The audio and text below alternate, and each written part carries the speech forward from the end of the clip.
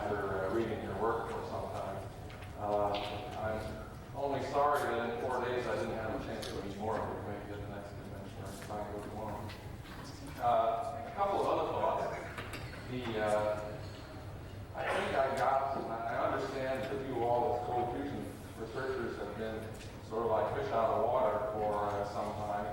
And I think I got a little feel for that this week because as I'm a project engineer at a large architect engineering corporation, and after about the 12th person asked me what in heaven's name I was doing here, I started to get a little bit of that flavor. But you were all very generous in letting me, telling me everything that you had to tell, so I appreciate that very much. The other thought was, I had a theory, and we've been talking a lot about theories and demonstrations of theory here this week. And I had a theory before I got here, which was that I had absolutely nothing to contribute to the theoretical discussions that were going on here. And I can happily tell you that my theory has been conclusively proven. But the question that I guess what I'd like to, where do I think that I might possibly provide some contribution is addressing 3 questions, which is how do we get from here to there? Here is the research state we're in today. There is some sort of commercial application. The second is how do we bridge this enormous gap between science and technology?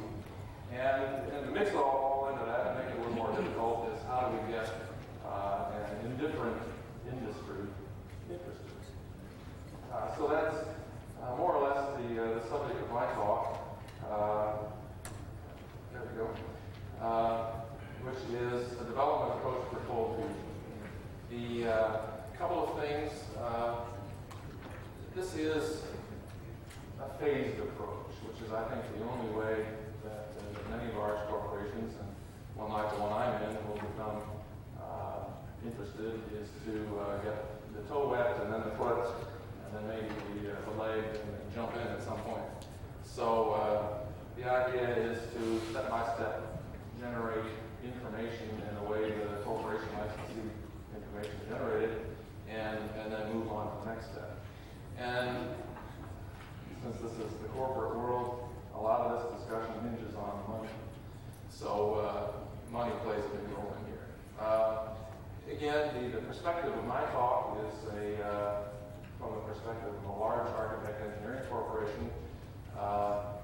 And I'll explain a little bit about what that means. I would think that other types of companies would have different approaches to this, but that's the world that I'm familiar with. I think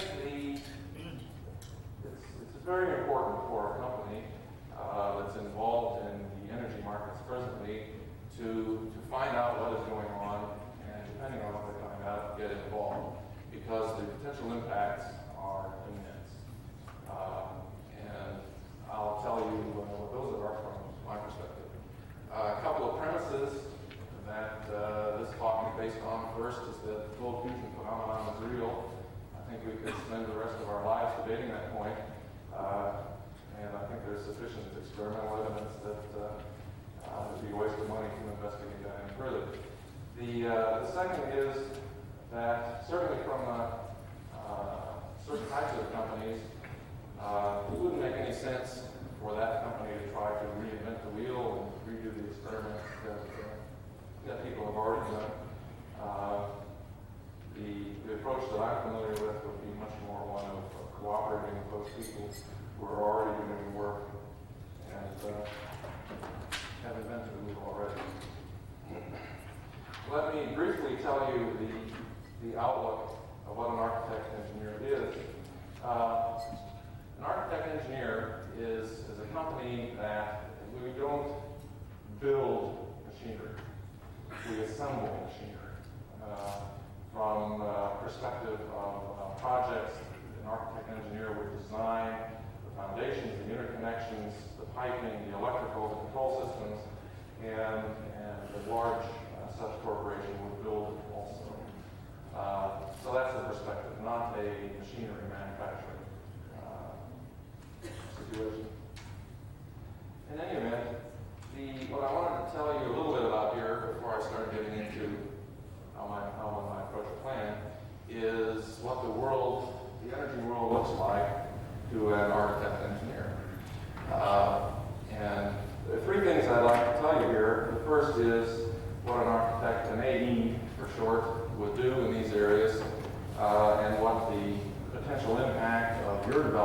on those areas are. And one other thing I'd like you to note is that the impact very much depends on what the final form of these devices look like. So a little bit later we'll talk about how we might figure out what that is. The largest area is electricity generation and consumption. An AE, such as the one I work for, would design power plants, nuclear, fossil, and so forth. Contemplating what the implementations of cold fusion devices would look like, one could imagine that it only makes economic sense in terms of a large central station generating scenario, in which case the present AE involvement would be perfectly reasonable. We buy a cold fusion generator from whoever it was that manufactured it, and we assemble it and do what we always do. But let's suppose that that's not the most economical or reasonable implementation. Suppose that you put a small one at each substation, or let's suppose it sits in my basement. That traditional market goes away, or certainly changes very much. And if that's the way life is going to be, one would want to know that as soon as possible. Propulsion uses. An architect engineer typically would not get involved with manufacturing internal combustion engines or gas turbines or other devices that make things go, but would instead design facilities for the infrastructure, oil refineries, processing plants, this sort of thing. Clearly, if cold fusion devices were at some point to become economically attractive as automobile engines, airplane engines of one sort or another, this market dries up. Certainly the existing oil production capacity is sufficient to provide chemical uses and plastic uses and whatever other non-fuel uses for petroleum for years and years and years without any additional capacity whatsoever. So that would have a very serious impact on that market. Industrial uses typically would be, an AE would get involved, again, with energy plants, which is steam of one variety or another, or hot water, thermal, and electricity generation again. And pretty much all the changes which would occur to electricity generation would happen there too. Home use, an AE typically would have absolutely nothing to do with energy devices for the home. Other than, again, the infrastructure, pipelines, large electric distribution networks, this sort of thing. So if you all were to build a device that sat in my basement and I cut the wires to the utility, this would have a real big impact on what an AE would do. So, in any event, the point out of all that was that obviously the impacts are large, and one ought to find out now, to the extent one can, what those impacts might be. Again, I don't think the important question at this stage is cold fusion real. I would say that the important questions from a corporate perspective are, can cold fusion be used as the basis for useful, practical, energy-producing machinery? Will that machinery achieve widespread use? Niche markets would certainly not be of great interest. Can the machinery be made available in the foreseeable future? I contrast this with hot fusion, which is the unforeseeable future.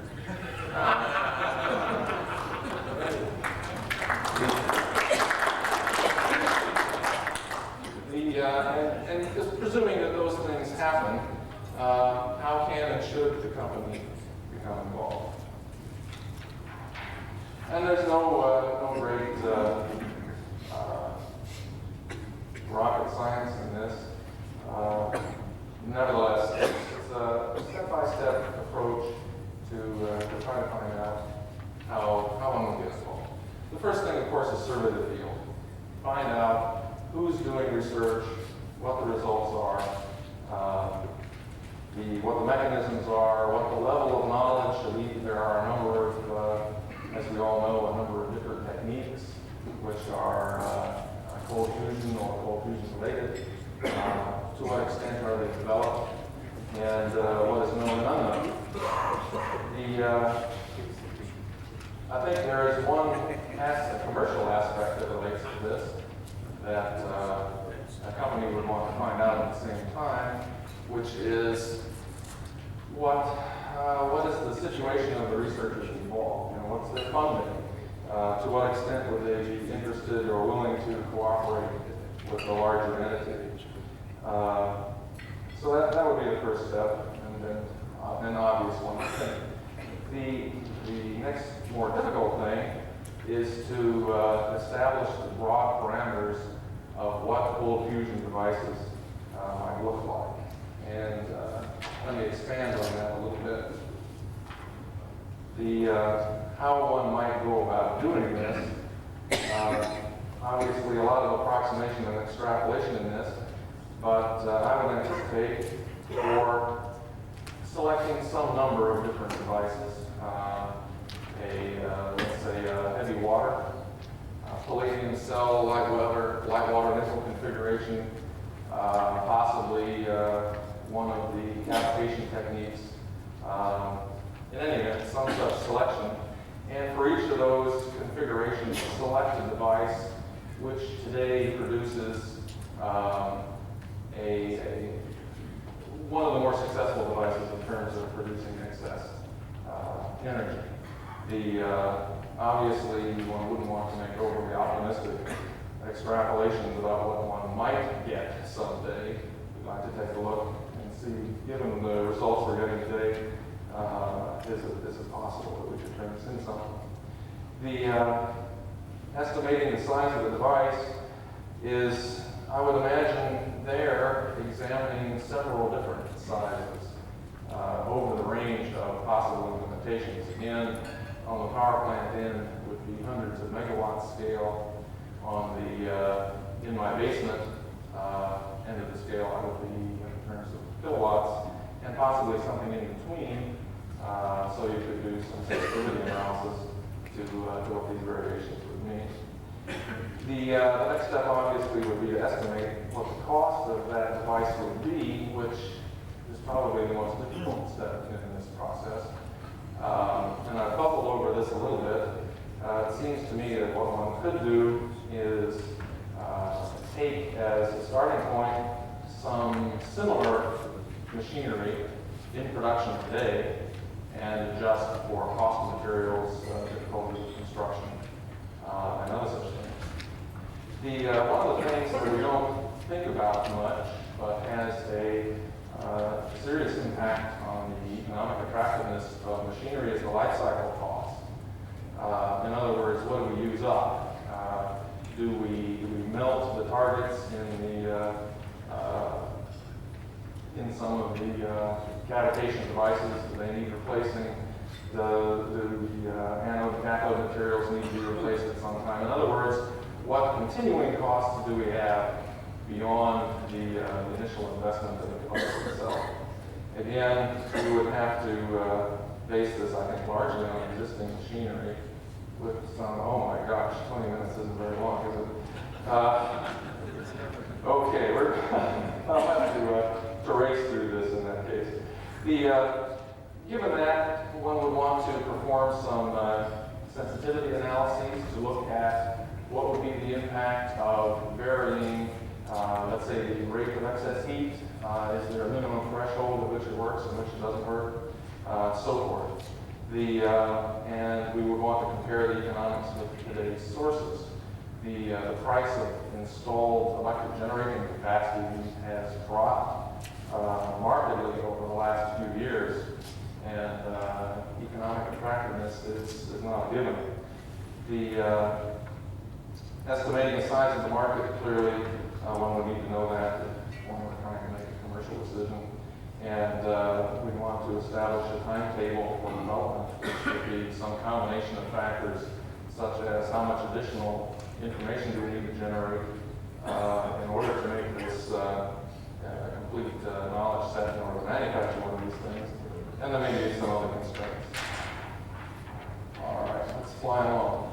Examine the legal implications. I know that you all have been hampered by the difficulty of obtaining patents. I'm no legal expert, but from a distance, this whole field seems to be a mess. And how you're going to sort out this legal situation, which a corporation certainly would want to know, is not at all obvious at this point, at least not to me. So that would require some study. Given those things, one would want to determine what do we need to continue, what else do we need to do, and I would like to run through this list briefly, because it's more of an engineering list than a scientific list. So maybe it has a few things on it that we don't normally think about. I gather from the discussions of the theory this week that there are still one or two minor points that need to be ironed out. So eventually it would be nice to have change the theory. It would be nice to have a theory to at least determine how far away from optimum we are. It is a necessary condition. Clearly, if an economic device can be developed that is not operating at or even near optimum maximum output, that still would be attractive. What's the configuration of this thing? I think some of this is becoming a little more clear as time goes along. Surface area appears to be important as opposed to bulk properties, so that may give us some hint of what the device will look like. Temperature seems, from the results I've seen, that everyone's operating at fairly low temperatures. It's going to be awfully hard to make electricity out of that. So at some point, we're going to have to figure out how to get the temperatures up. Repeatability, from an engineering perspective, means something different than I think it means to you all. The repeatability from a scientific perspective means every time we go into the lab, we do manage to get heat out. From an engineering perspective, it's that every time I turn it on, I get 300 watts. So that's a bit of a leap, at least from what I've seen so far.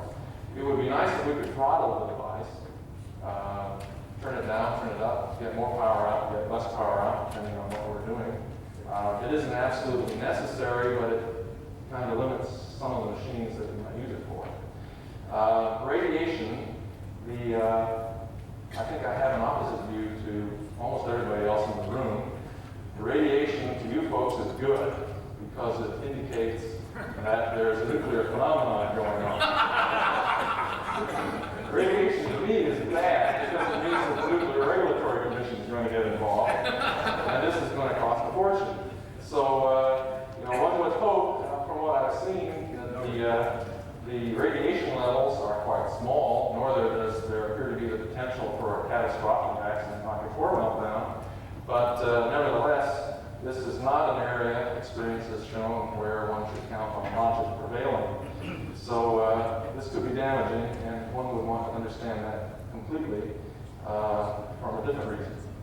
Long-term performance, again, a lot of the experiments in the short term to examine different configurations and chemistries and whatever have you, but one would want to make sure that a machine will last for years as they do today. And of course, again, getting back to, from my perspective, we'd like to make electricity out of this, and we need to do it reasonably efficiently. I understand, of course, that the fuel is very cheap and the devices look quite inexpensive, but nevertheless, we can't afford a very low conversion efficiency for generating electricity. Solar power, after all, is supposed to be free, but it's still uneconomic because we can't figure out how to convert it at any sort of reasonable rate. So I could go back to the additional steps. I think where did I put this? If you bear with me for just a moment.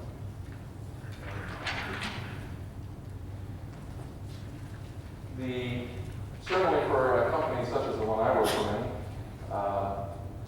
it's absolutely impossible that we would be able to put together internally people who could make this happen, and we would want to establish working relationships with other companies that have the expertise and other individuals to make this happen, which is, I think, very much like what the energy business is these days. There are very few, here we go, very few companies that do things themselves anymore in consortia with the rule of the day. Not too much to be said right now about obviously you want to perform directed experimentation based on what additional work you identified was necessary. And not really possible at this point to say much of anything about developing prototypes or initiating commercial implementation, because that's what the rest of the plan is about.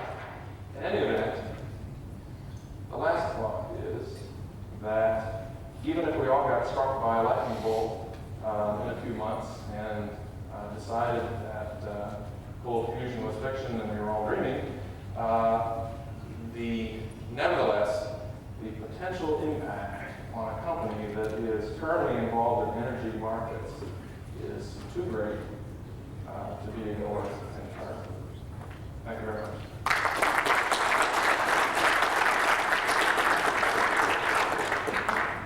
Well, thank you, Bruce. Is there one really good question? Yes. In considering financial implications, normally one starts off by talking about ROI, the return on investment. Yes. And for example, suppose the probability of cold fusion working is 1%. Then since the market is $1 billion or $1 trillion, then if you invest 1 million, and it's 1% probability of 100 million, and that's much less than $1 billion or $1 trillion. If cold fusion has a 1% chance of working, it's a good investment and the return on investment is excellent. Now the question is that number 1%? And 99% at least of the world's scientists think that the barrier penetration problem has not been solved. When you put deuterium into palladium, it goes further apart, not closer. And the probability of cold fusion working is about 10 to the 50th. So if you invest 1 cent and you hope to gain $1 trillion, that's 10 to the minus 14. And 10 to the 14th is less than 10 to the 50th. Therefore, 1 cent has a bad return on investment. That's my first point. Yeah, but it's a very bad point. That's not return on investment. You don't learn anything from what you hear. It's a misconception of a return on investment. Obviously, we could all stand here and estimate percentages, and I don't think it would be very productive. I can't say really have an answer to that question. Okay, the second question was, you were saying you were like a practical device, but that exists. And I can show you a very nice photograph of it actually there in the lab, in the Deseret News 6 years ago.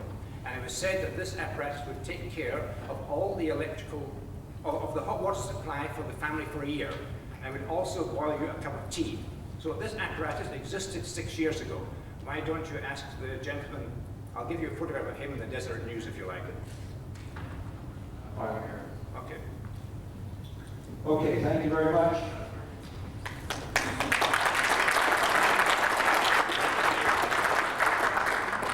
The next paper by Fred Yeager is a model for commercialization of fuel oil patents.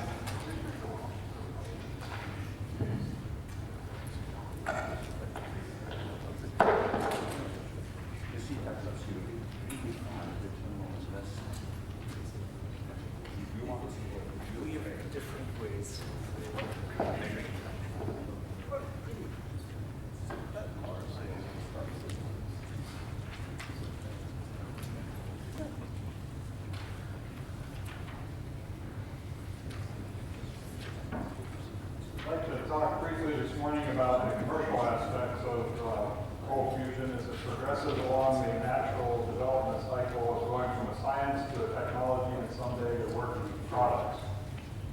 The first tier of entrepreneurial companies are pretty well, you can see those in existence, companies like Monaco and several others in the lobby, where it starts small and then it will go to a second stage where they will start to consolidate, work with joint ventures with each other, and there'll be the natural shakeout.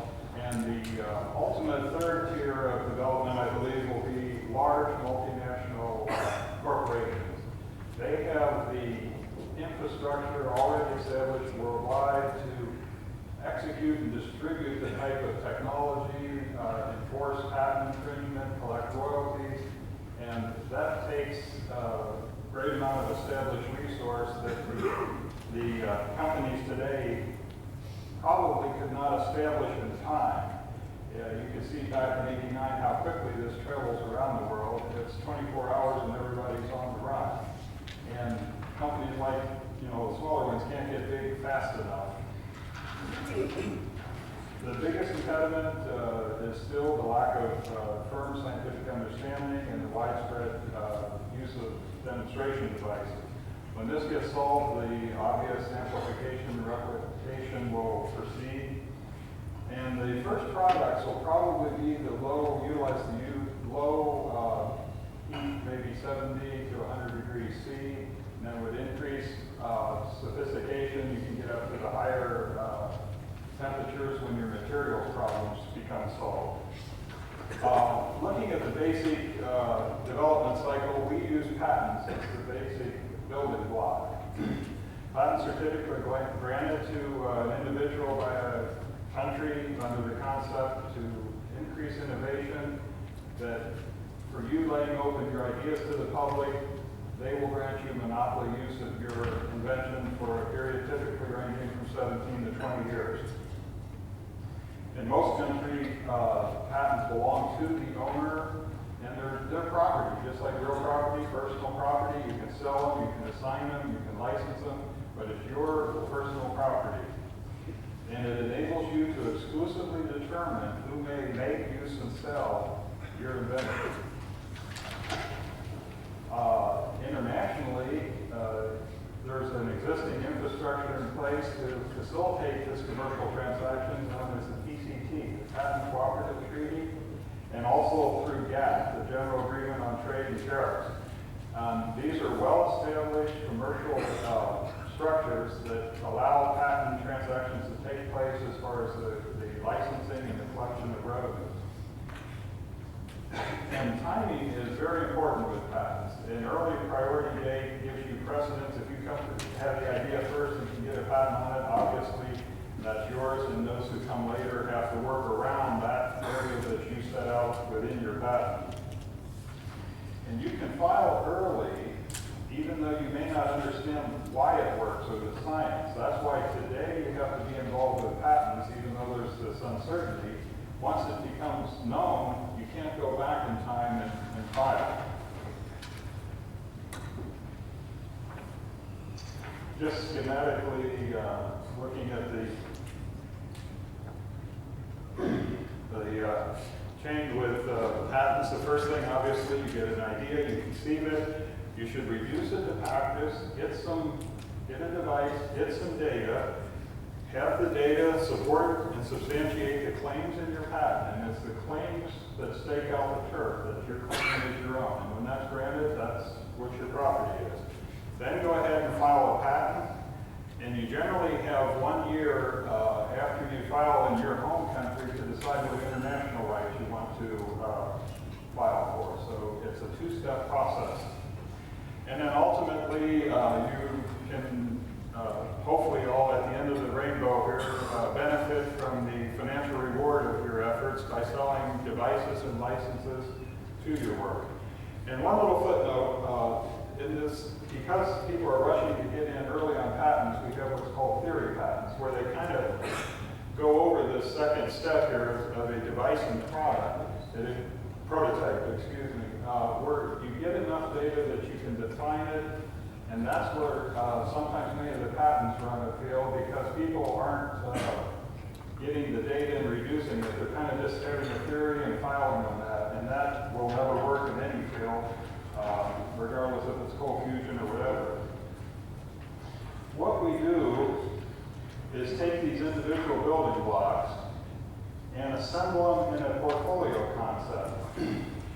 And this synergistically allows the building blocks to get into a coherent whole, and it leverages the individual values of each individual patent as well as it builds the collective strength. It's a bit of a mutual fund type concept. Because you have to be involved now, it may be risky, so obviously you spread your risk by pooling things. And again, the other side of it, it maximizes the market and financial side of which you can benefit from, because you have a whole range of possible products to draw for various applications. The other benefit right now is that once you're in the portfolio family, it eases the barriers of communication between the contributor family members, so to speak. And that way it allows them to more freely speak among themselves, and with that speaking, networking, and exchange of ideas, that we hope will be a catalyst to increase the scientific understanding.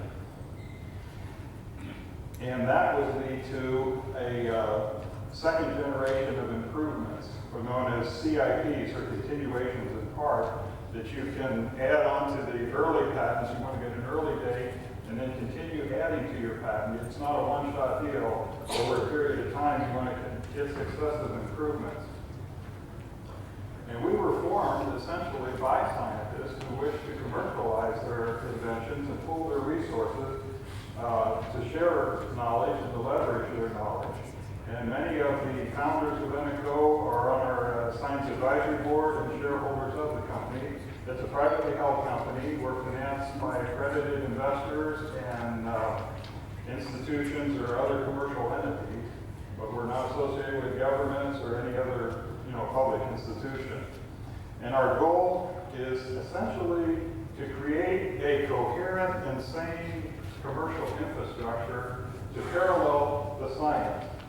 And that someday, again, the science will be figured out, and you have to have, at that same time, a logical commercial infrastructure, or it'll all be fragmented, everybody will be in the courts rather than running out making products.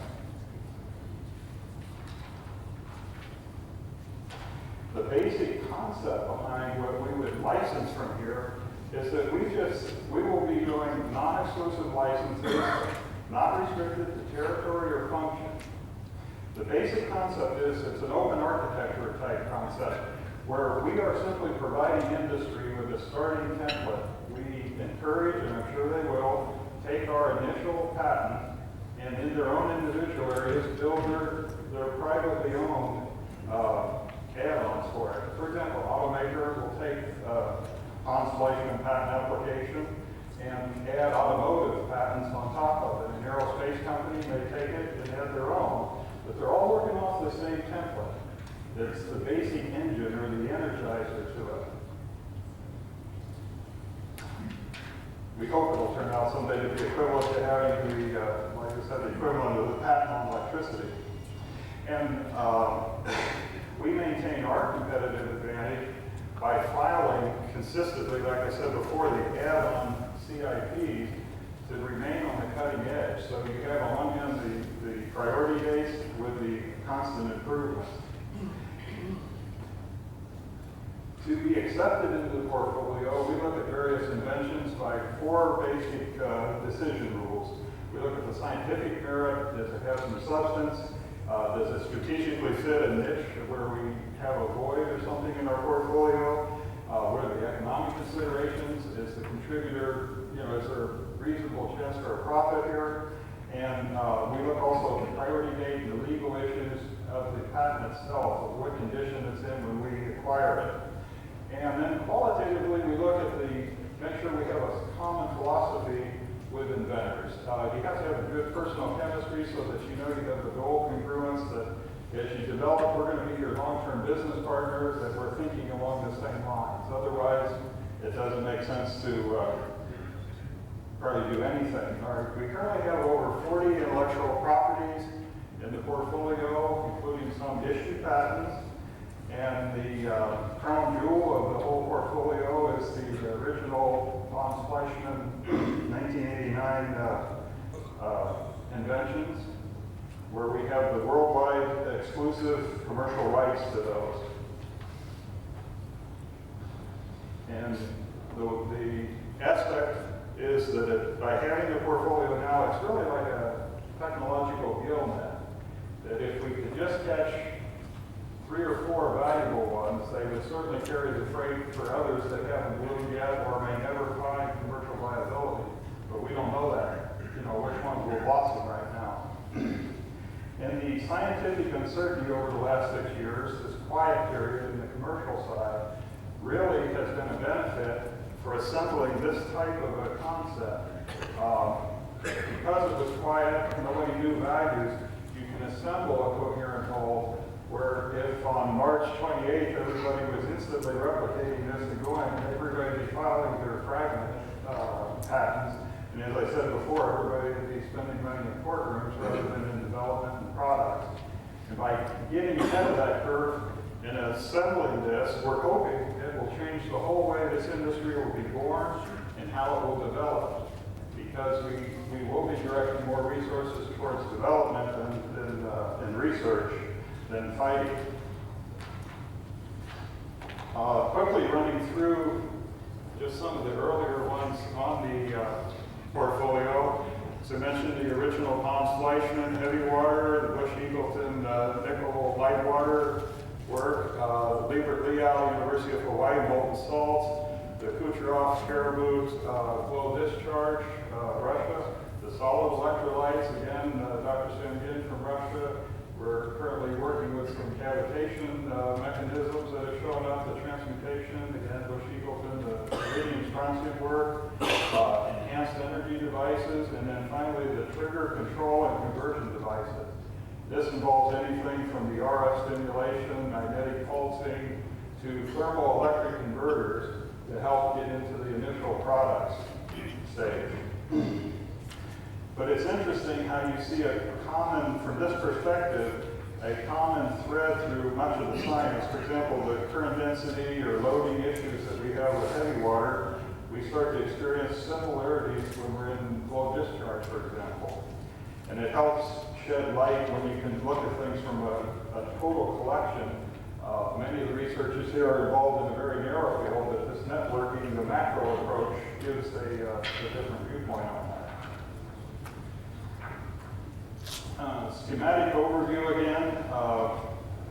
The raw material are essentially patents that come from individuals, investors, and scientists, and in return they get royalties back and R&D support so that they can give a second generation of patents. What we perform is the business issues, professional patent attorneys on staff where we do the patent prosecution, the R&D support for improvements, as I mentioned, the sale of licenses and devices, all the marketing issues and distribution issues, the infringement enforcements, make sure people are paying, not stealing it, and the royalty collection. At that point, it's ready to go to the market in the form of licenses and products, and in return, sales revenues come back. And because we have the coherent whole, we've collected enough critical mass that investors can put money in with the expectation of reasonable risk-reward relationships look appropriate, that they could expect a reasonable return on their investment. And finally, a comprehensive product line is essential. What we're really selling is one-stop shopping convenience. And people want to get the time. They don't want to have to go out to fragment to 16 people and get patents and make 16 different deals. But they can come into, we like to think of this as like a supermarket. They can come in and a la carte, pick what they want, buy only what they want, take it, add on it, and put their energies in that direction. Of the 5 parts, the cornerstone, of course, is they buy a license, which is a legal right to make, use, and sell those products. Again, mentioned before, on a non-exclusive basis, so everybody starts with the same template. Included in each particular technology out of the portfolio, they would get a demonstration device that goes with that subgroup. That's the proof of concept and operating. Key part is proprietary materials, which you don't protect with patents, you can also protect with know-how. And often know-how is incorporated into materials. And anything from ceramics to thin plating and other, the palladium systems or even the cheaper metals, that is going to be key in part of the marketing mix that's going to make this whole thing work. Information is important. Again, R&D receiving client, getting a chance to receive R&D updates and enhancements once you're a licensee. It's a bit like software. You purchase it, you use it for your own purposes. When there's upgrades, you get the advantage of it. And then finally, for customers who need special consulting, they have a special application or something else, What we do is make available our science advisory board members that I mentioned before, who are the leaders in the field and have contributed that. If people select their technology, then they can be available with the client. So we're kind of a matching firm to get the right expertise with the right client. Again, trying to facilitate the process and make it go very comfortably so customers can use this productively.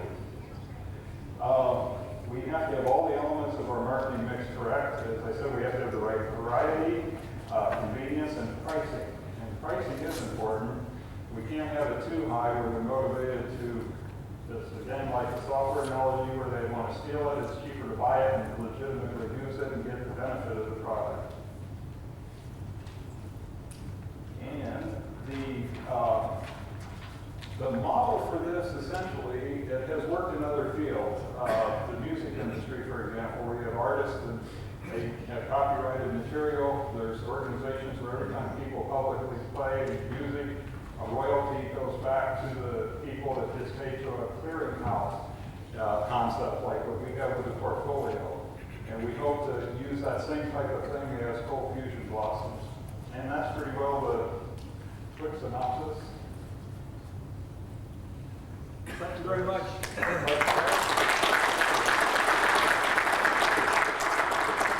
We actually have time for a few questions. Oh. Have any licenses been sold? The question is, have any licenses been sold? No, not yet. We have been in the collection phase, and on our corporate life cycle, we are just now entering the marketing side of that. We're negotiating with a couple of groups right now that would buy patent pending licenses. We're discounting the price. If they'll get involved earlier, they can save money, it's cash to us, and it gives them a head start. And then obviously as patents issue, prices will go up significantly to reflect that. Any other question? What are the university shop rights limitations on patents? And how long does it take to get one after the application actually is filed? Because the field is considered like, in some sense, like perpetual motion, although it isn't. Again, I'm not a patent attorney.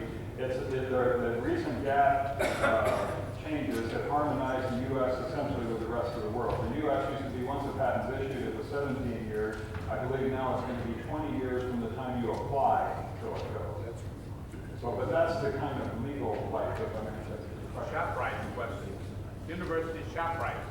Shop rights. When any organization that permits you to work for them retains a certain Okay. And you're talking about if you're at a university, how could you do this? Right. Good question. This is a question that many of our science advisory board members face, many of whom are professors at universities who have this prior commitment that intellectual property must flow to your employer. Again, this is a quiet 6-year period. Many employers said, no, thank you on cold fusion. We don't want to spend money and risk on the patent prosecution. They title it back to the inventor, and then he's free to contribute it to a portfolio like ours. Yes, sir. The reason that the Congress included the patent idea back 200 years ago was so that there would be a limited time for inventions to be given a monopoly, and so that trade secret protection, which theoretically has a very, very, very long life, would not be the rule of the day, but rather after 17 years anybody could use this invention. And of course it's important to get the inventions licensed, because the day of royalty that's lost is lost forever. But my question is, are you in your strategy planning to include a royalty terms and also licensing terms under which there is an equity interest from the actual producing and operating company? Of course, they'll be producing and using this invention for 1,000 years or maybe 100 years. Their equity interest, is that going to flow into your company? And is part of that equity interest also going to flow into the inventor? Equity interest, we don't extract an equity interest from our licensees. For example, they have paid a license initiation fee of X dollars, and then Y% of all revenues they achieve that embodies the patented and licensed technology. And that would be a very small percentage, somewhere between 1% and 5%, for example, that we would collect from them. That becomes 100% of our revenue. And then we would take a portion of that and give it back to the inventor contributing scientist. And that's one way they make money. The other way is that we supply as much as we can financially research support so that they can be wherever they are, getting money for their experiments, and then also getting a second check, which is royalty income from prior licensed technology. Yeah, I thank you for clarifying that. I might point out that we're really talking about inventions that may have a 100-year operating life or longer. And so if we only limit the licensing stages to the life of a patent, 17 years, well then your company and the inventors are left without revenue after the 17 years are up. So what I'm suggesting is get an equity share in the licensee company as part of the term. We could. That gets difficult through the Securities Exchange Commission. That's probably why we have the product mix that embodies proprietary materials. It's equivalent to the formula for Coca-Cola syrup. It goes on and on. Even though the legal life of a patent may be 17 or 20 years, the real effective market life or the technological half-life could be as short as 3 to 5 years. That's why we've got to do the improvements and stay on the cutting edge. We're on the cutting edge now, and that's the competitive advantage that we present to people. Okay, Fred, thank you very much.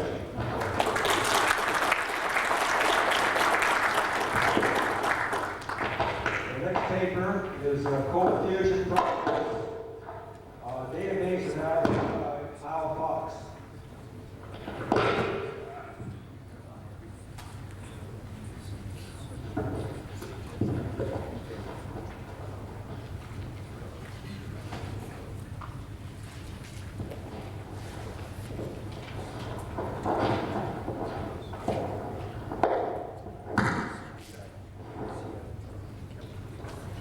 Don't go away, I need your help. I want to give you something to take home to your family. I'm an old cowboy. Come up here a minute, will you? I'm an old Utah cowboy, so I want to give you something that you can take home and share with your kids and your grandkids. I want to show you the cowboy handshake. Now you put your hands like this, okay, now turn down like that. Okay, there's the cowboy handshake. A lot of strange things come out of Utah. George Burns said the other, that's the headquarters of the Mormon Church. George Burns said 2 or 3 months ago on the television, he said the Pope called the cardinals together and he says, I've got some good news and I've got some bad news. The good news is Christ has returned to earth. Oh, they were so happy. What could be the bad news? He called from Salt Lake City. Salt Lake City, of course, is where this wonderful announcement by Pons and Fleischman was made in March 23rd, 1989. And I was a late starter in getting into cold fusion. I didn't get started until the next day. I told Martin when I first met him that he was responsible for me not becoming famous because I had just retired and I was going to take up tap dancing. I don't think I could have done it on all 4 feet like the guy did last night, but I want to share with you just some of the information from our database. I think we have the largest collection of information on cold fusion. Some over 2,000 papers in our files. We reviewed them all, published them in Fusion Facts. And Mitch Schwartz also has a little publication. So between the two of us, we put together a little analysis. But before I start, I am greatly and deeply honored to be here with you people. And I know that I received this honor today because I've been doing some publications. I'd like to share that honor with other people who have also been publishing and telling the world about what all of you have been doing. Gene Mallove, Jed Rockwell, and Russ Stewart, will you stand up? Where are you?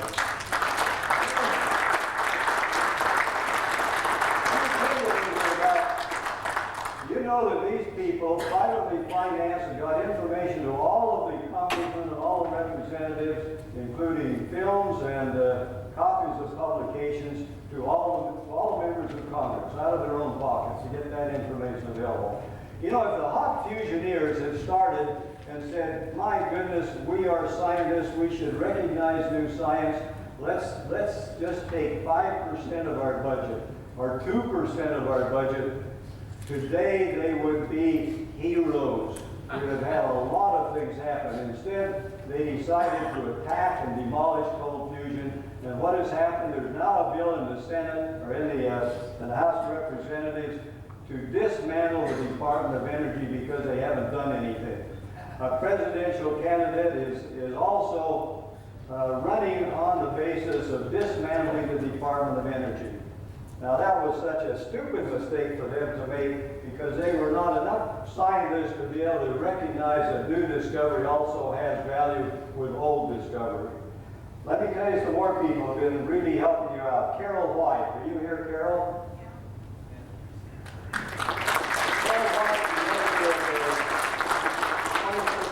Science and technology in more than one country, by the way. They have an Italian version.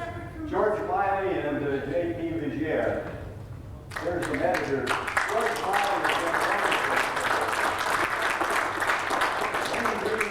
been Wayne Green has been doing some help here.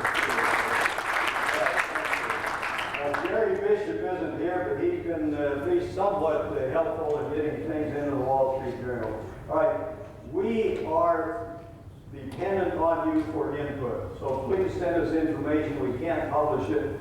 We don't want to wait another 17 months till the next conference to be able to share information across the table. Let us know what you have available. We have a great working relationship with Dr. Miley. If a paper is accepted, we're allowed to publish the abstract as a preview of coming attractions. And I just want to thank all of you. We've got people who are funneling information to us from all over the world. Okay, just real quickly now, what we want to do is you all know that this has been a marvelous development. Starts out with what Pons and Fleischmann have accomplished. It's expanded into light water work, and from the light water work, such as Mills, Bush, Needleton, Latoya, Srinivasan, and others, we've also found that there are some very interesting, if you allow me to use the word, transmutations going on. I call it proton capture. I think neutron capture may be a better term for it. Do you know that there are $20 billion set aside to clean up nuclear radiation garbage in such places as Hanford and various parts? $20 billion. You people here have the answer at your fingertips by such things as proton capture, neutron capture, to change radioactive elements into stable elements. Look at the size of that market. The Molten Salzburg, the Leal and Lieber, wonderful progress that has been made in this rich phenomena of information on cold fusion. Here's the work that's been done by Kucherov, Karevitz, Savitomova, the capillary cold fusion devices, the crystals, that's moved on into proton conductors. There's a sparking by Dufour, there's a capillary cold fusion, there's just an enormous rich variety of items. All right, let's see, what have we achieved then in terms of the successes? We took our data and went through everything that we had. If a group had achieved excess heat, or neutrons, or helium, or whatever, nuclear evidence for something other than just chemistry, here are the by dates and by countries and by states, and then there's the totals by year, 1989 through 1994. 29 countries, laboratories in 29 countries have achieved a replication of some type of the early work of the Pons and Fleischmann, extended it in some areas beyond what they first put together. There's a little asterisk down there for Russia. Russia had some of the Russian papers dated before 1989, such as fractal fusion. Very interesting set of data. Here is the bar graph illustration. The figures on there are from this conference. The bar graph are from the papers that are published. These are positive papers now. These are papers that had achieved some degree of evidence that we had some anomalies here. And in this, now here there's the distribution from this conference. What is kind of fun to look at is to take Mitch Ford has done this little analysis. Basically, if you're above the line of 1, then you're increasing in your efforts in cold fusion. If you're below the line, like Utah is, you're decreasing in your efforts of cold fusion. And interestingly enough, the one that has come up the fastest, the latest, is France. I wonder why that is. Very interesting. Now, I do want to share, there's been a peculiar rumor going around that the number of papers has been approaching 0 as a limit, which is a very interesting rumor. It came from the database of Dieter Britz, and it demonstrates, you can see by the curve, this is the Dieter Britz curve here, the papers that he was collecting and talking about is really approaching 0 limit. Of course, in 1994, there was no conference, because 1993, the ICCF-5 was held on December of 1993, so there were no papers, no big collection like we have here today.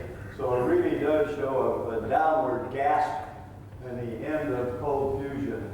Well, I think what that says is if you don't look for it, you're not going to find it.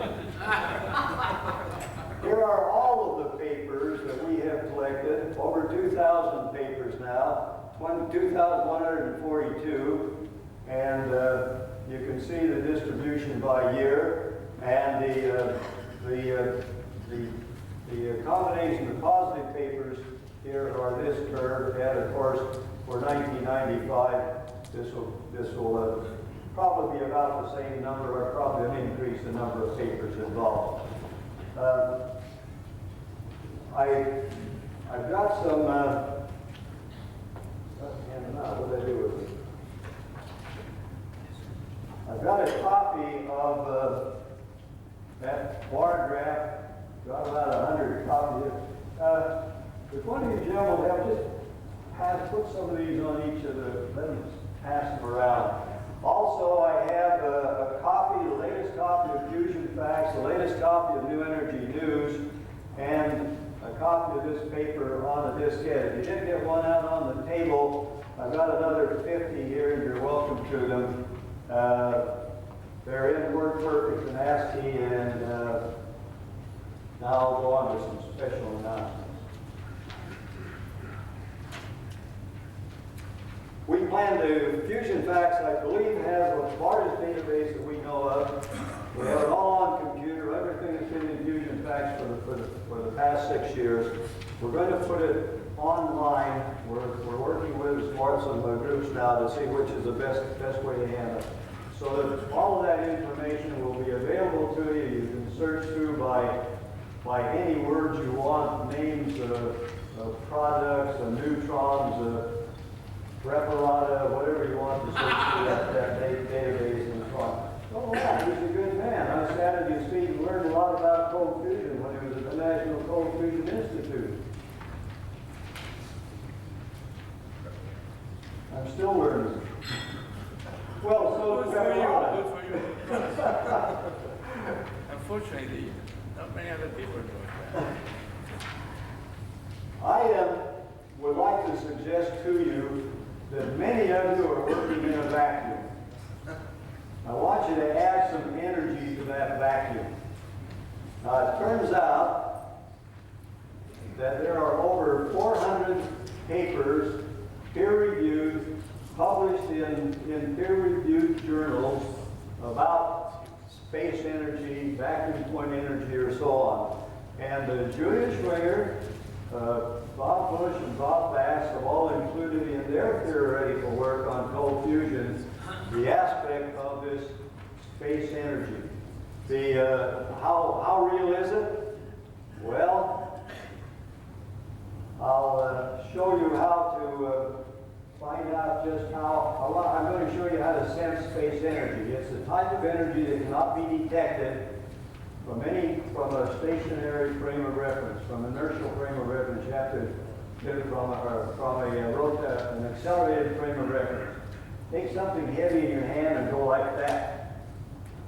And you have gone through space energy, you've accumulated it in a mass, and you call it inertia.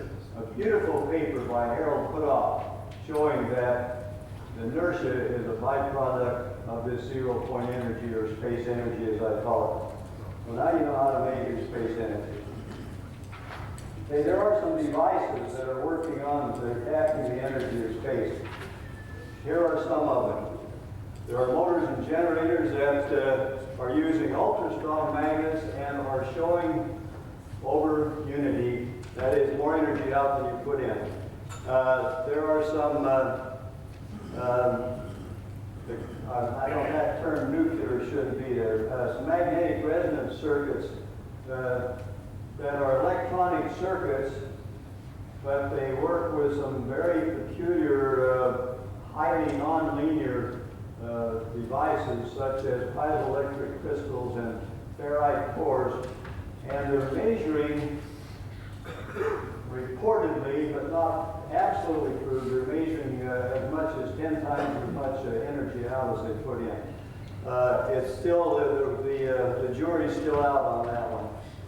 Ken Shoulder's discovery on the high-density charge clusters, the patent, there's hardly anything in the literature. There's been two publications in the peer-reviewed literature, one by Peter Beckman and one by a gentleman, Philip Foskey or something, in the University of New Mexico. But a lot of information is obtained from the U.S. patent 5018180.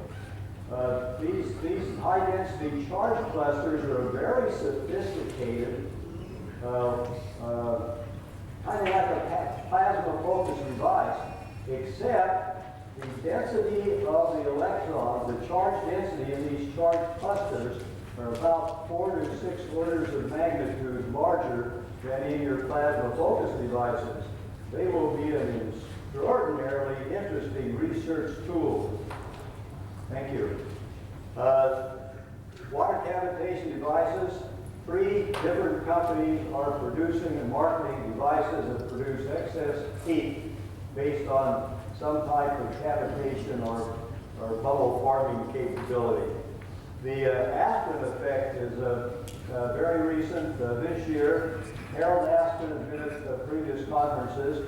He got a grant from the government to study high-efficiency motors. He rigged up one motor, traditional motor, driving a motor with magnets in the rotors, permanent magnets in the rotors. He found that as he spun it up, he had it highly instrumented because he wanted to identify all the sources of error. He spins it up, he finds that it takes 300 joules to spin it up to rated speed. He turns it off, stops down to 0, he runs it up again, and it takes 30 joules to bring it up to rated speed. He stops it again, lets it sit for 10 minutes, spins it up, and it takes 300 joules again to bring it up to rated speed. Now this is probably the most dramatic experiment that has ever been run into, that has been discovered by serendipity to show that there is an energy of space. And by the way, it doesn't matter which way you run it up, clockwise or counterclockwise. A fantastic device. We've dubbed it the Aspen effect. First published in New Energy News. I want to share just one thing with you. Fusion Facts periodically, like once a year, provides a tribute, as we call it, to our friends. Now, many of you have our last. I can't take these apart. I must be all thumbs. Our last tribute were to these two handsome gentlemen. And I want to just share with you very briefly, we all know what Michael Kubrick has accomplished, and we all love that guy and think he's absolutely great. We don't think as much of Bob Bass, but let me tell you, there is no such thing as a 100% accurate model. Models are only a potential of measuring reality. But Bob Bass has accomplished something the first that I know of. He started with just basic principles, and he has the fallout. You'll have to read his paper. I can't present it here. He was able to predict the Schwinger ratio within 1/3 of 1% by his just basic physics and mathematics. His basis or his start of the theory shows that the energy levels of the resonant transparency of the Coulomb barrier are functions only the fundamental causes of physics and the Schwinger ratio. He shows you how the Coulomb barrier then is bridged. He shows further that you've got a host lattice and the particle suitable for cold fusion in the sense that the excited particle can have an inelastic collision. Then he can show that there's 7 predictions can be made, all of which are confirmed, and it also shows that why hydrogen does not work with palladium from his basic fundamental theory. One other thing that he shows that can happen, and I think somebody ought to try this. His theory would show that if you took a frozen wire with beta-loaded palladium, had pulses with sharp duration at a particular voltage here, that the generation of the helium force should be proportional to the duration of the current. And we hope we get some funding put together so that can be tried. There's no such thing as an absolutely correct theory, but I think Bob Bass has done an excellent job of bridging the gap for starting without having to invent any great new things, just using basic fundamental physics. However, he does allow the space energy to influence the oscillations of the charges within the lattice. There's commercialization going on.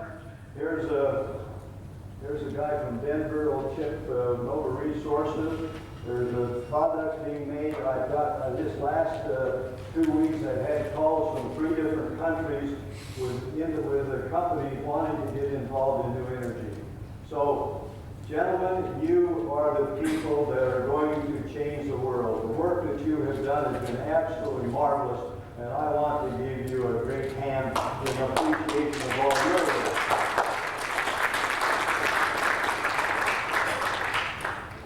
I would suggest that we also give Hal Fox a hand for creating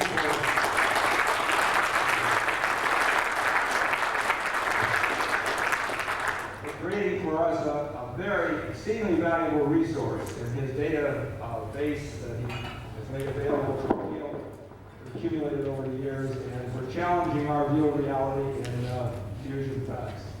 Thank you. Are there any questions, or one question perhaps? All right, then let's go on. The next paper is Tom Passel, Charting the Way Forward.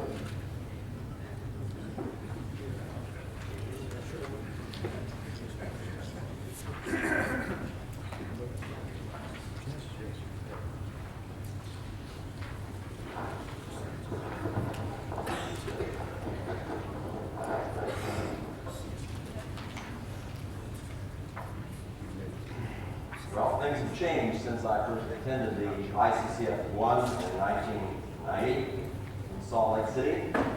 That one, as I remember it, was dominated by some of our critics on jumping up on every particular case and challenging, making funny remarks about Alice in Wonderland and miracles in a row, 3 miracles in a row. So I think that's, atmosphere has changed, and a number of you have helped change that atmosphere. I'd like to, first of all, thank Hans Fleischman, who initiated this fascinating subject and kept me fascinated with it for this 6-year period. And I've had the happy situation of being able to be very close to the SRI group, which has taken some very large strides of progress to help advance this field. Now, Hal Fox is not the only country boy here. I grew up in a small town in Kansas, and I have generally taken what I call the country boy approach to cold fusion, which means I sort of am looking for the smoking gun evidence. Okay? I always look for experimental evidence, and that's key for me.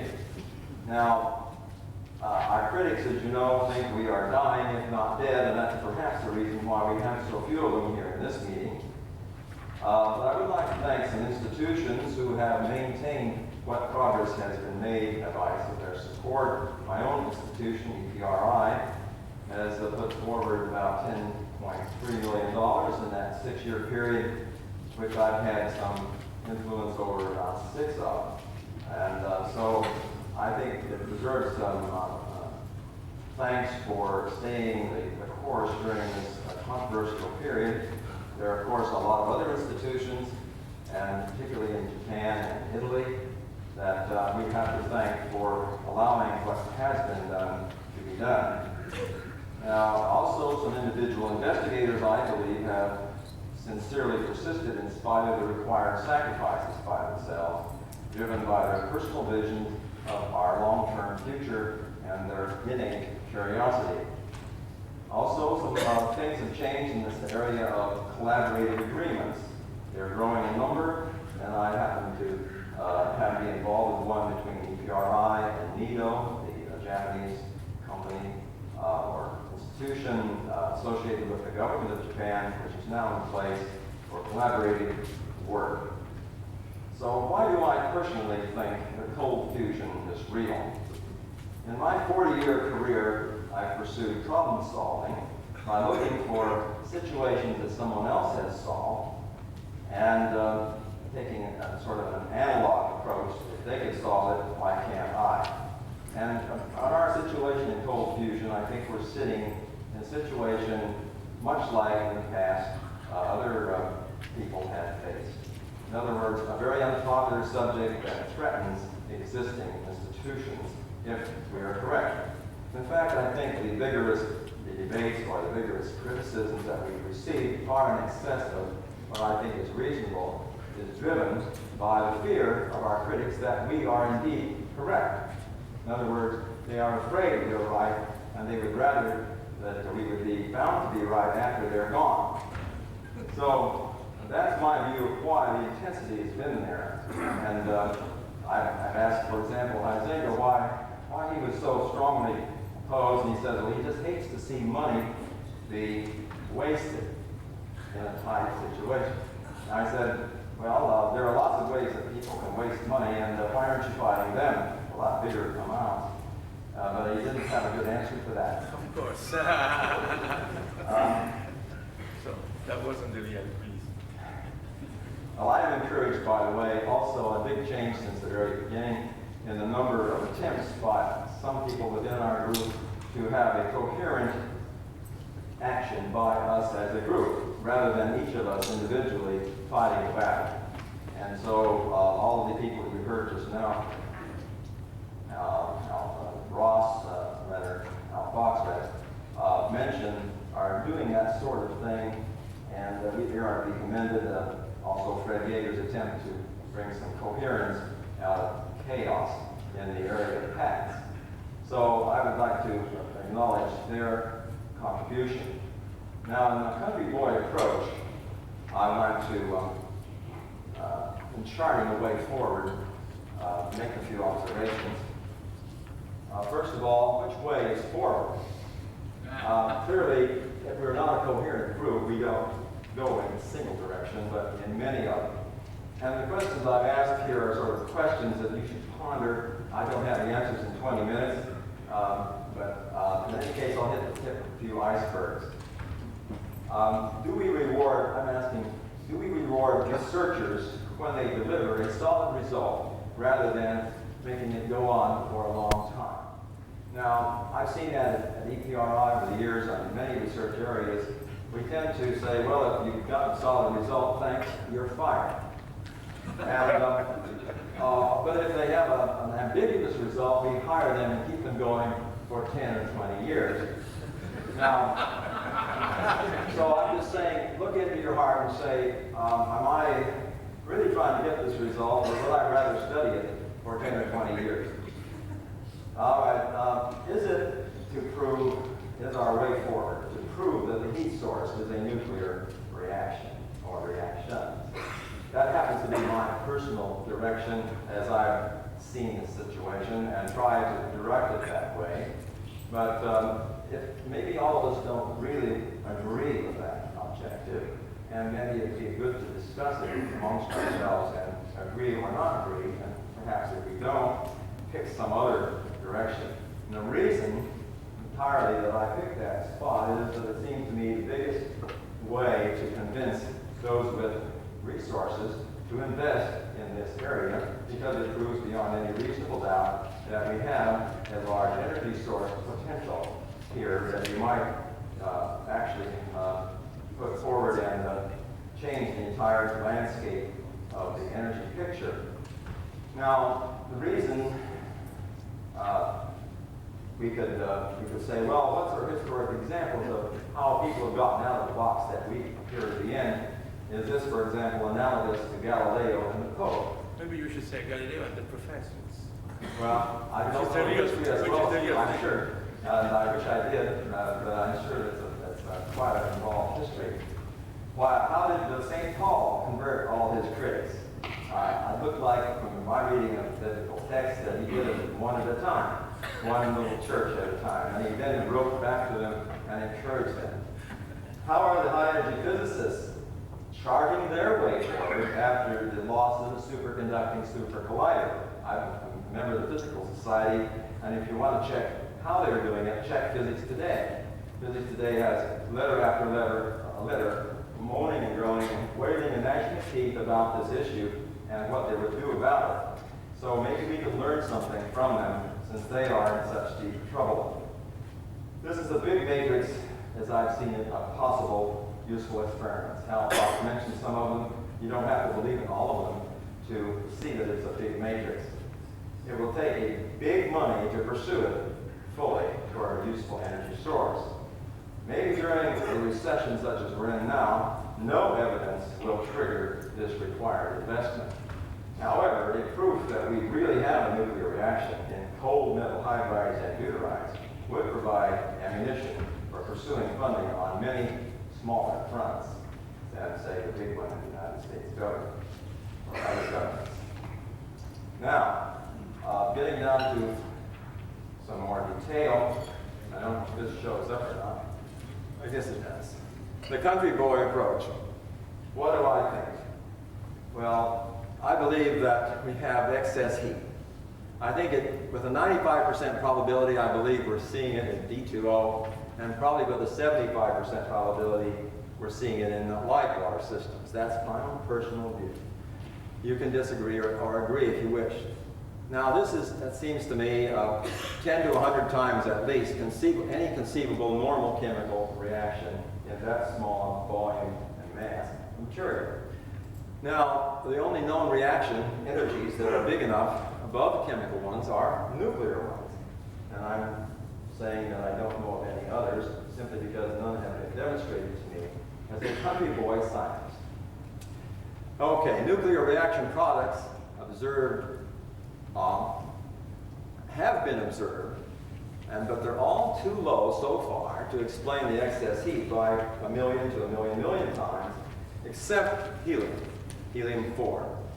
Now, in addition though, one unambiguous set of nuclear reactions has been observed, and particularly remarkable because they are DN, D alpha, DP alpha, and P alpha reactions on the palladium isotopes. And the one new thing that I thought I would bring to your attention was that evidence that has come to us hasn't yet been reproduced and therefore not published, but it has been reviewed within EPRI, and we believe it is reliable information. So I'll show you a few slides of that. But the other point is that helium has been seen in the vapor phase, implying whatever is happening in the nuclear sense to produce helium is happening close enough to the surface or the surface of a grain boundary for it to get out into the vapor phase, otherwise it would all stay in the middle. As everyone knows, it will stay on in the middle for geologic periods if it's indeed staying within a grain boundary at these temperatures. Now, if to take a quick look at that palladium set of reactions, the implication, though, is here. If palladium can react with deuterons at cold temperatures, then lower Z impurities in the palladium can also react, perhaps at high enough extra rates, to be the actual hidden heat source. And the one that I focused on is the one that is universally present in all of palladium that I've seen so far, which is boron. And boron-10 reaction, if it can swallow a deuteron, gives you 3 helium-4s, 3 alphas. The first alpha giving you beryllium-8, which instantaneously decomposes to 2 more helium-4s, or alpha particles.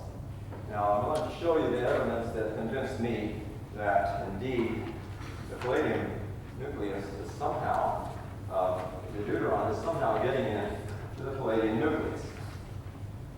Now, here is the periodic table, a table of isotopes, and circled are the isotopes that have been observed unambiguously by their gamma ray emission, each of which has several gamma rays known to 4-figure accuracy, and half-lives are known very well, so that we have seen those isotopes. And you notice they're mostly on the neutron deficient side of the stable line, which is down the middle, which means that in spite of the fact that people have seen neutrons, these isotopes can't be made by neutron capture on the stable isotopes of palladium, but rather the deuteron or proton has to get in to the palladium nucleus. That Z equals 46. Now that's a very high Coulomb barrier indeed, and all others below that in Z in atomic number have to be lower barriers, and therefore, what is the significance of this? Well, there are several things. First of all the isotopes that are seen here, if you look at the numbers, are probably about 10 to the 11th. So that's still only making 10 joules of heat. 10 joules of heat is not explaining the excess heat, but there's enough atoms here to be unambiguous as to the fact that we have indeed seen them. And the other thing that's significant is that every one of these can be made by a positive Q reaction if you can get over the barrier of the Coulomb barrier. So they're all positive Q. They can be made by zero energy protons or deuterons. Finally, the most significant, I think, from the point of view of the light water business, is this rhodium-99. If you see it up there, rhodium-99, if you look at this chart, can only be made by a P alpha reaction on the lightest isotope of palladium-102, meaning that light hydrogen, in this case, even though you have a heavy hydrogen, heavy water electrolyte, is indeed showing a P alpha reaction. And you notice alpha is coming out, so helium is being produced. So the D alpha, P alpha reactions on other elements, perhaps impurities of palladium, perhaps other elements in nickel, seem to me to be as likely a source of the helium as the so-called VG fusion or any other reaction. And the reason I'm focused on them is that since the absence of neutrons is so dramatic, the production of helium must be by, I think, some other reaction. And of course, quite a wide variety of reactions appear to be possible in this system. Now let me show you the data briefly. This is unpublished yet, and we're trying to let the author, Kevin Wolf, win the Nobel Prize after producing this work. And I would like to hold his coat when he does. But in any any case, I wanted to show it to you, even if it isn't fully published yet, and neither has it been reproduced. Here's the gamma rays from 100 to 1,000. I think it's channels, because these are kilovolts, 280.5 kilovolts. It shows the various identifications. Thank you. Here's the next list on gamma rays. This is done with germanium crystal. From channel 1,000 to 2,000, you can see there's quite a few gamma rays here, all of which are way above background, not at all ambiguous. And so, if now it has been difficult for him to reproduce this work, apparently. However,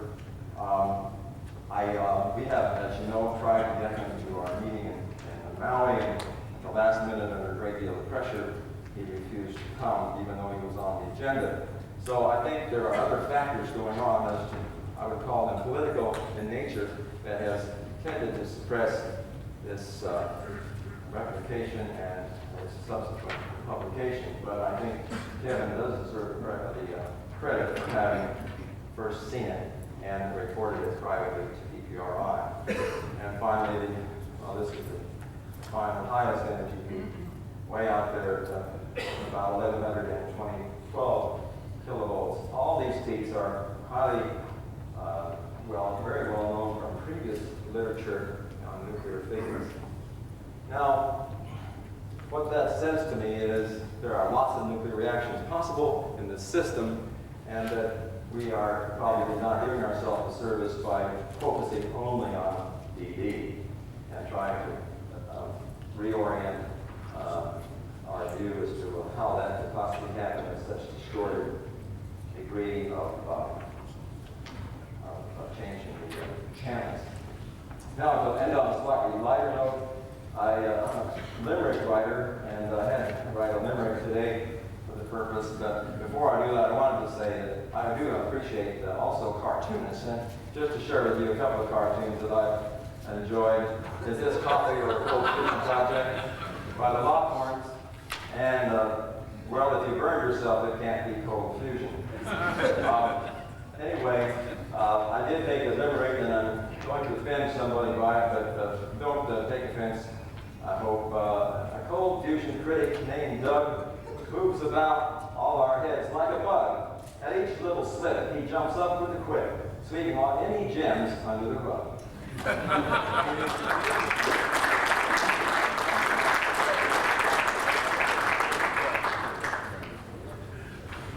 Well, thank you. This brings to a close the, we've got a question over there? Yeah, let's get a few questions. Tom, could you say something about the half-lives of the gamma seen in Kevin's experiment, and are you still continuing to measure things which were not in the original? Well, a couple of those isotopes have a 3-year half-life, so they're still around since the day they apparently were first observed on September the 7th, 1992. So we can still observe them, and the rhodium-101 and rhodium-102. All the others are pretty much dead. In other words, they're too far down to still observe them yet. The obvious question is how did you make this sample? The details? I mean, could you take this to an accelerator and produce this particular spectrum in we thought of that, of course, and it's we don't believe he has. He is in a cyclotron facility, of course, and it would be a thing that could happen. But the ratio of the silver to rhodium isotopes would be quite a lot different if he had irradiated it in a cyclotron to get those isotopes. In other words, there's about equal numbers of silver and rhodium isotopes, and if you're acquainted with cross sections, it's easier to get a D-N reaction by about a factor of 10 than it is a D-alpha reaction, which requires jumping out of the alpha particle through the Coulomb barrier. So that in general, if you're having equal amounts of silver and rhodium isotopes, it's pretty clear that you didn't do it by a single irradiation. However, that's those things are thinkable, but I don't believe in this case that happened. I think we should give Doug an equal chance. Doug, you have an opportunity to to make a limerick. I'm sorry, I can't make the limerick quite so quickly. But I have two questions about Kevin Wolf's work. Yes. Firstly, you said all the peaks have been identified, but some were labeled background and some were not labeled. That's the first question. Oh, yeah. And the second question is, does Kevin Wolf approve of you talking today?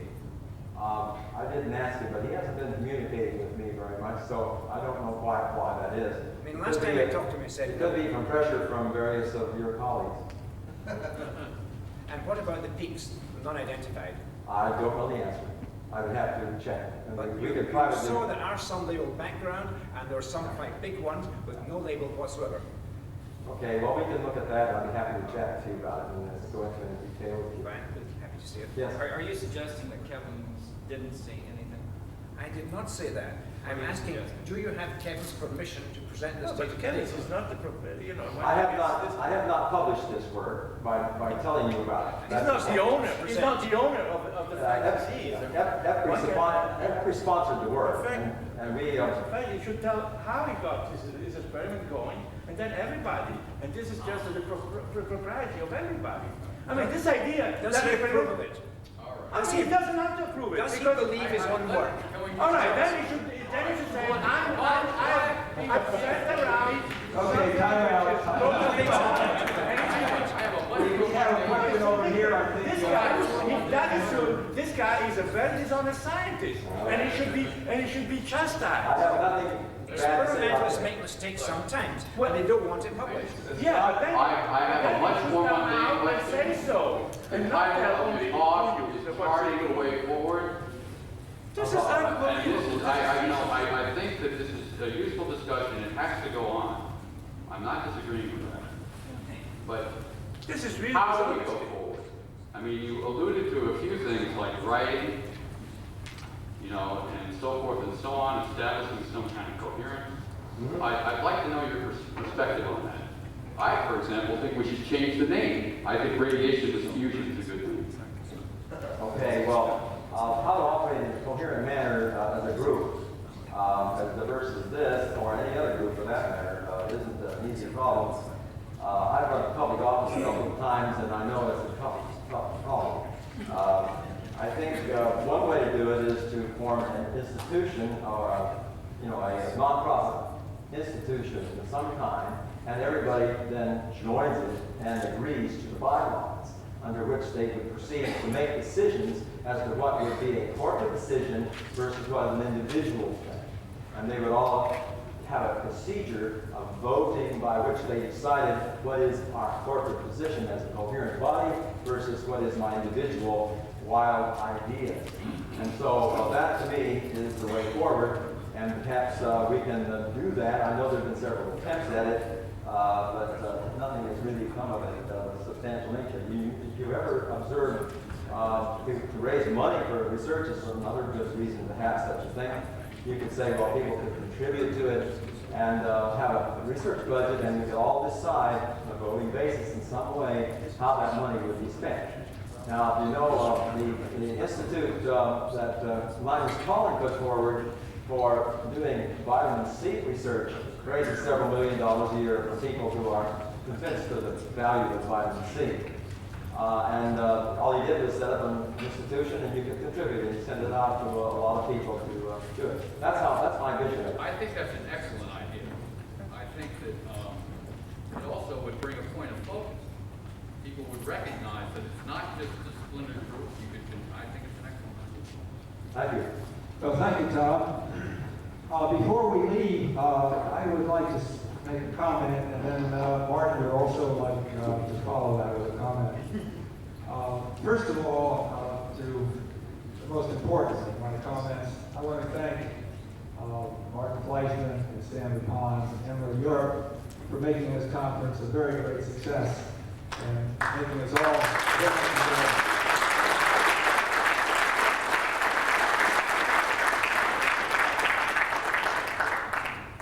Now, to answer the question as to what happens next, I would like to present a challenge.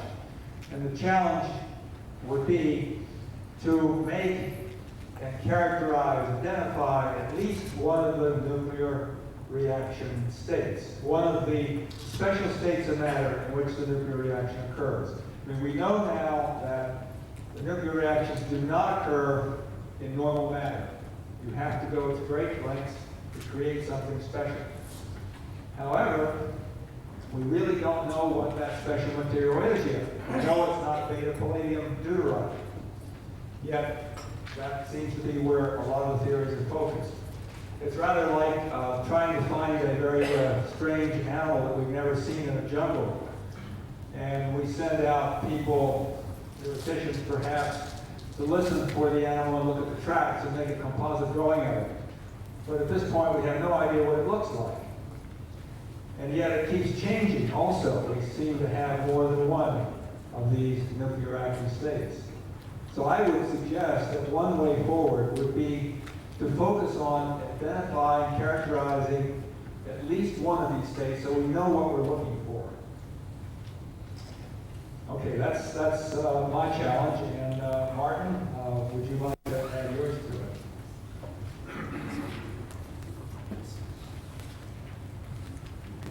Well, excuse me, may I record your talk? Sure. Yeah. Because, I mean, the rules say you have to... Yeah, but let me before you write something, if you record my talk, before you write something, I'd like to see what you have written. Anybody who wants to quote me is at liberty to do so, providing they clear it with me what they say. I will not say sanction. I think that we should really carry down these rather like the Rome conferences. That we want people to say wild things, up-to-the-date things, but the penalty of that, I think, is that you must get permission of the author to quote him, and you must say what it is you're going to quote. Could you tell me why Mr. Mallove has been recording people, but he hasn't been asking individual speakers? No, I have told Gene that he is free to use my material, providing he clears with me what it is he's going to say. But he has not asked all the other people, but your rules say must be sanctioned and permitted. I have been going around getting permission with from sheets. people. No, I talked to many people and they say that you did not ask them. I am passing the paper around. I have No, numerous you asked answers. beforehand according to this sheet. I mean, is this a scientific conference or a censored conference? The rules are very simple, Douglas. If you want to report on this, you have to clear what it is you're going to say to the person who you attribute the statement to. That is the normal courtesy.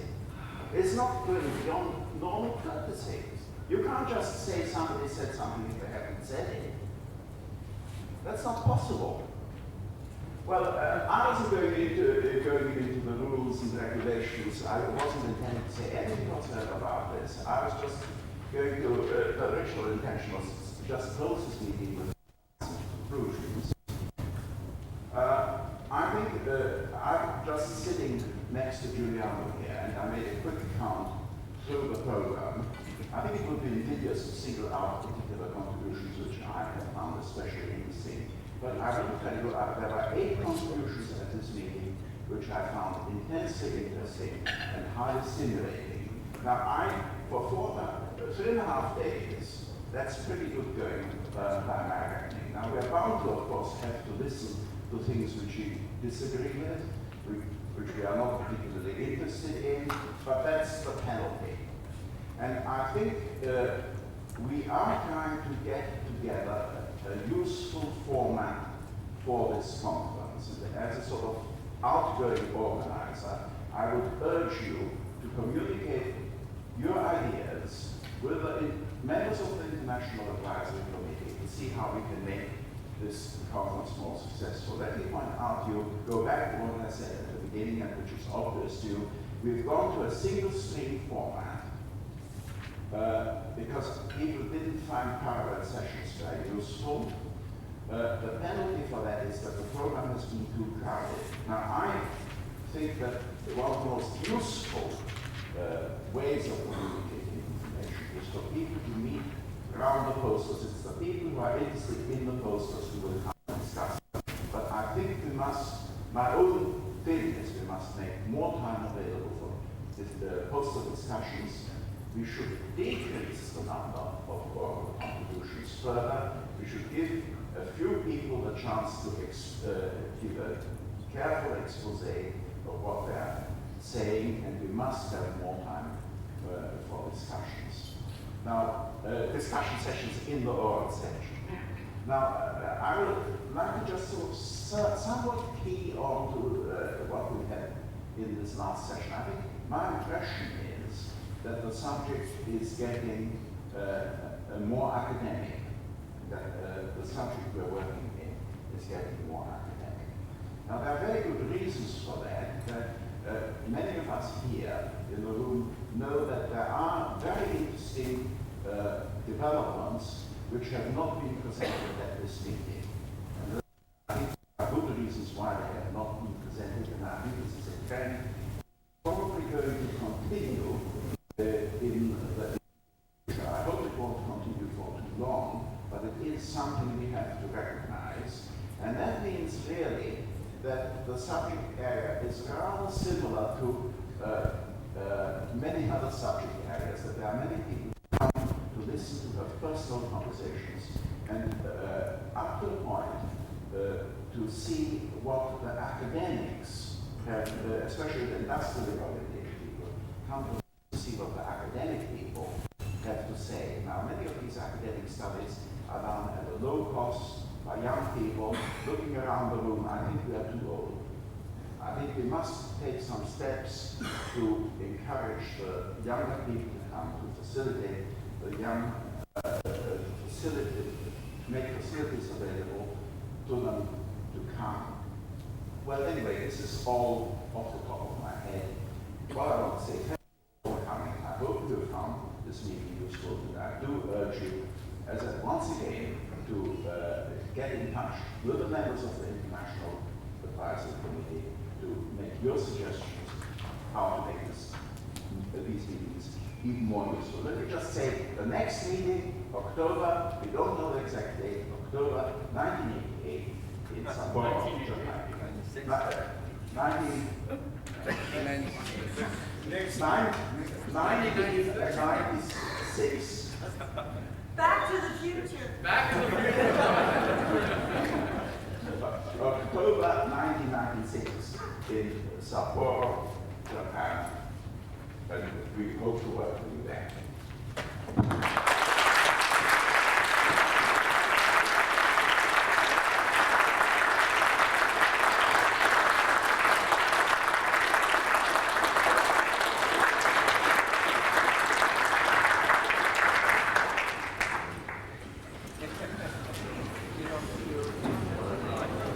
Our disc gets up here if any of you want them.